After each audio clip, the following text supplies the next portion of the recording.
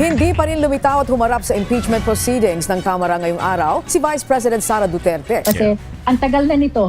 Opo. The allegations on confidential fund, the allegations on having contracted an assassin to kill the president, the first lady and the former speaker, the allegations on unexplained wealth. Kailan pa ba to? 2024 pa, no? Opo. Tapos we failed to proceed to trial during the first impeachment proceeding because it was lamentably declared unconstitutional by the Supreme Court, no? Yeah. Tapos nandito na ulit tayo. We are following the requirement of the Supreme Court. Yes. Ito ang gusto ng Supreme Court, di ba? Tama. Sumunod po tayo sa requirement ng due process. However, sila po ang ayaw mag-participate, no? Yeah. But again, if they will not be availing of this opportunity, that is their prerogative, that is their option, that is their choice. So, nakakalungkot lang. Very unfortunate that the respondent herself is disrespecting her. So this is disrespect, another manifestation of her affront the constitutional process.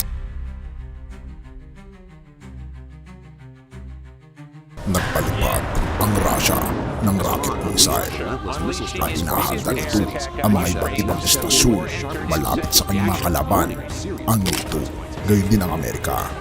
Kasama ng NATO o ang North Atlantic Treaty Organization ay hinahanda rin ang isang malaking bakbakan laban sa Russia at maging sa buong mundo. Maging sa China ay inaayos nito ang kanyang buong puwersa patungo sa isang napakalaking invasion sa Taiwan, habang ang Taiwan ay nag-iensayo sa pinakamalaking bakbakan nila sa kasaysayan ng kanilang nasyon patungo rin sa ating bansa. Ang alyansa ng Amerika, Australia, Canada, Japan at marami pang iba ay hinahanda rin ang ating bansa sa isang malaking bakbakan kontra sa China. At kamakailan ay nagpalipad nga ang Pilipinas ng kanyang mga missile patungo sa Ayungin Shoal na ikinatakot ng bansang China. Gayon din sa North Korea, nagpalipad ito ng kanilang mga missiles patungo sa border ng South Korea at nagbanta pa si Pangulong Kim Jong-un na kanyang buburahin daw sa mapa ang South Korea. Ang mga digmaan na ito at balibalita ng digmaan ay umiiral sa lahat ng social media at mga balitaan sa buong mundo. At marami ang nagsasabi na ito na ang senyalis ng katapusan ng mundo. Ngunit ano nga ba ang binabanggit ng banal na kasulatan patungo dito? Mateo 24 verse 6. Makakarinig kayo ng mga digmaang malapit sa inyo at mababalitaan ninyo na may mga digmaan din sa malayo. Ngunit huwag kayong matakot. Kinakailangan mangyari ang mga ito, ngunit hindi pa ito ang katapusan. Ang tanong ay, paano natin malalaman na tayo ay nasa katapusan na ng mundo? Ating pag-usapan ang bihirang pinag-uusapan na propesiya ng ating Panginoon Hesus bago siya pumunta sa langit na binabanggit sa Mateo 24. Halika, atin itong tignan, mga kaibigan.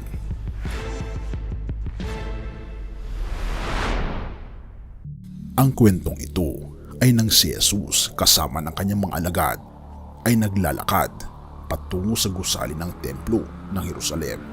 Mateo 24, lumabas si Jesus sa templo at habang naglalakad, nilapitan siya ng mga tagasunod niya at itinuro sa kanya ang mga gusali ng templo. Sinabi ni Jesus, tignan ninyo ang lahat ng iyan. Sinasabi ko sa inyo ang totoo, magigiba ang lahat ng iyan at walang maiiwang magkapatong na bato. Kung ating mapapansin sa konteksto na ito, binabanggit ng ating Panginoong Diyos ang patungkol sa pagkawasak ng templo. Ngunit binabanggit sa kasaysayan na nawasak nga ang templo sa Jerusalem nang sinugod ng mga taga-Roma ang Jerusalem noong 70 CE. Ngunit kung ating titingnan, hindi patungkol sa paglusob ng mga Roma ang binabanggit ng ating Panginoon Jesus.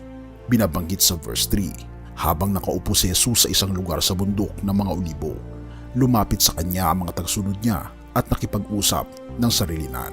Sinabi nila, sabihin niyo po sa amin kung kailan mangyayari ang sinabi niyo at ano po ang mga palatandaan ng muli niyong pagparito at ng katapusan ng mundo. Mga kaibigan, ang Mateo 24 ay isang napakahalagang propesiya ng ating Panginoon Hesus patungkol sa katapusan ng mundo. At ito ang mga nakakamanghang sagot ng ating Panginoon Hesus patungkol sa mga sinyales na tayo ay malapit na sa katapusan ng mundo. Verse 4, sumagot si Jesus, mag-ingat kayo upang hindi kayo madaya ni numan, sapagkat marami ang darating sa aking pangalan at sasabihin sila ang Kristo at marami ang kanilang ililigaw. Makakarinig kayo ng mga digmaang malapit sa inyo at mababalitaan ninyo na may mga digmaan din sa malayo. Ngunit huwag kayong matakot, kinakailangan mangyari ang mga ito, ngunit hindi pa ito ang katapusan. Verse 7, sapagkat magdidigma ang mga bansa at mga kaharian, magkakaroon ng tagutom at paglindol sa iba't ibang lugar. Ang lahat ng ito'y pasimula pa lang ng mga paghihirap na darating. Sa panahong iyon, kamumuhian kayo dahil sa pagsunod ninyo sa akin. Dadakpin kayo upang parusahan at patayin. Marami ang tatalikod sa kanilang pananampalataya, kapupuotan at ipapahuli nila ang kapwa nila mananampalataya. Lilitaw ang maraming huwad na propeta at marami ang mainiligaw nila. Lalaganap ang kasamaan at dahil dito manlalamig ang pag-ibig ng maraming mananampalataya. Ngunit ang mananatiling tapat hanggang sa wakas ay maliligtas. Ito ang mga senyales ng malapit ng pagdating ng ating Panginoong Diyos, na kung ating babalikan ang mga bagay na binanggit ng ating Panginoong Hesus ay nangyayari na sa kapanahunan natin ngayon. Mga lindol, kasamaan ng tao, mga huwad na propeta, mga tagutom, mga kapigatian, mga taong tumalikod sa pananampalataya at kapupuotan ang kapwa nila mananampalataya, pagkaparusa at kamatayan sa mga taong naglilingkod sa ating Panginoong Diyos. Ngunit ito ay hindi pa ang huling sinyalis sa pagdating ng ating Panginoong Hesus. Atin ngang tunghayan ang huling sinyalis sa verse 14. Ipapangaral sa buong mundo ang magandang balita tungkol sa paghahari ng Diyos upang malaman ito ng lahat ng tao at saka darating ang katapusan. Maraming mga bansa ngayon ang hindi naniniwala sa ebanghelyo ng ating Panginoon Kristo. Ngunit hindi katulad noon na mahirap ipalaganap ang mensahe ng katotohanan ng ating Panginoon Hesus. Sa panahon natin ngayon, napepenetrate na kahit ang mga komunistang bansa na hindi tumatanggap ng pagkakristyano. Lumalaki ang mga bilang ng Kristiyano ngayon at ang lahat ay nakakatanggap na ng mensahe. Maging ang mensahe ng katotohanan sa ating channel ay isang medium din upang maipahayag ang katotohanan ng kaligtasan sa buong sanlibutan. At dahil dito, darating na ang katapusan. Verse 21, sapagkat sa mga panahong iyon, makakaranas ang mga tao ng napakatinding kapigatian na hindi pa nararanasan mula ng likhain ng mundo hanggang ngayon. At wala nang mangyayari pang ganun kahit kailan. Tumitindi ang hirap sa buong mundo at maging ang mga temperatura ng ating mundo ay tumitindi rin. Dumadami ang namamatay dahil sa kahirapan. Ngunit ito ang pangako ng ating Panginoong Diyos. Magiging maikli lamang ang ating paghihirap, kaibigan. Verse 22, kung hindi paikliin ng Diyos ang panahong iyon, walang matitirang buhay. Ngunit alang-alang sa kanyang mga pinili, paikli niya ang panahong iyon. Verse 23, kapag may nagsabi sa inyo narito ang Kristo o naroon siya, huwag kayong maniniwala, sapagkat lilitaw ang mga ditunay na Kristo at mga huwad na propeta. Magpapakita sila ng mga kagilagilalas na himala at kababalaghan upang malinlang kung maari pati ang mga pinili ng Diyos. Tandaan ninyo ang mga ito. Binibigyan ko na kayo ng babala habang hindi pa nangyayari ang mga ito. Kaya kung may magsasabi sa inyo, naroon ang Kristo sa ilang, huwag kayong pupunta roon. At kung may magsabing nariyan siya sa silid, huwag kayong maniniwala. Sapagkat ako na anak ng tao ay babalik na tulad ng kidlat na nagliliwanag mula sa silangan hanggang sa kanluran na makikita ng lahat. May kasabihan na kung saan may bangkay, doon nag-uumpukan ng mga buwitre. Kaibigan, binabanggit sa verse 27, ang pagdating ng ating Panginoong Diyos ay katulad ng isang kidlat na magliliwanag mula sa silangan hanggang sa kanluran. At hindi ito isang sikreto sapagkat makikita ito ng lahat.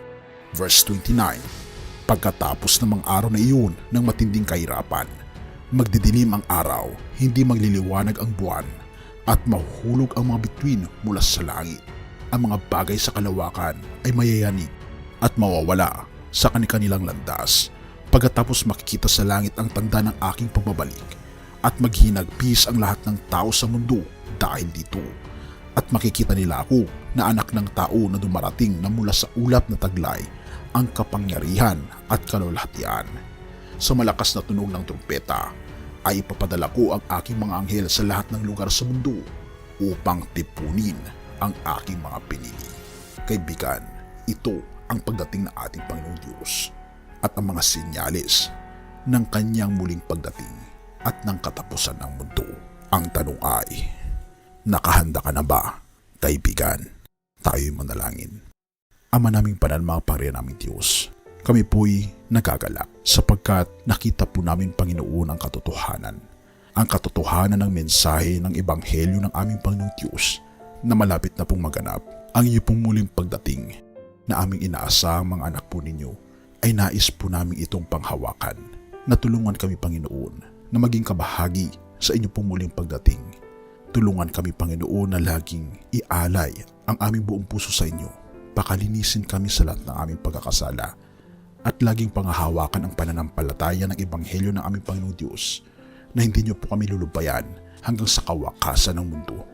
Salamat, Panginoon, sa inyo pong pag-ibig sa amin. Salamat po, Panginoon, sa inyo pong walang sawang grasya na ipinapaabot sa inyong mga anak upang kami maging handa sa malapit na po ninyong pagdating.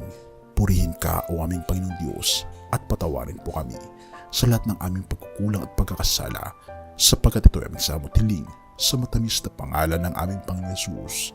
Amen.